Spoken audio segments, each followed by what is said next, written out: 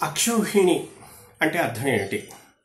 కౌరవుల తరపున పాండవుల తరపున మొత్తం 18 అక్షౌహిణి సైన్యం భారత యుద్ధంలో పాల్గొంది.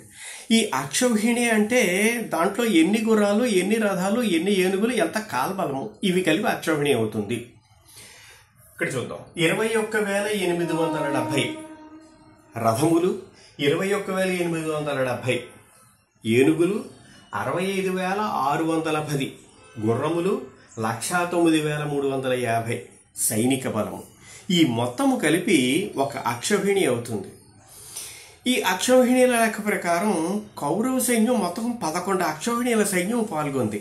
అంటే అర్థం 2,40,570 రథములు, 2,40,570 ఏనుగులు, 7,21,710 గుర్రములు, 12,02,850 సైన్యము.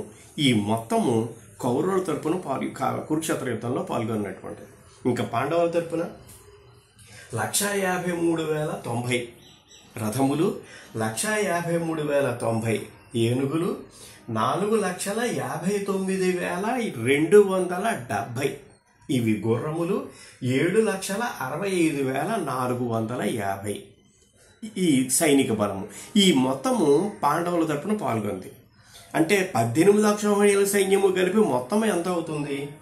3,93,660 రథములు, 3,93,660 ఏనుగులు, 11,80,890 గుర్రములు, 19,68,300 ఇది సైనిక బలం.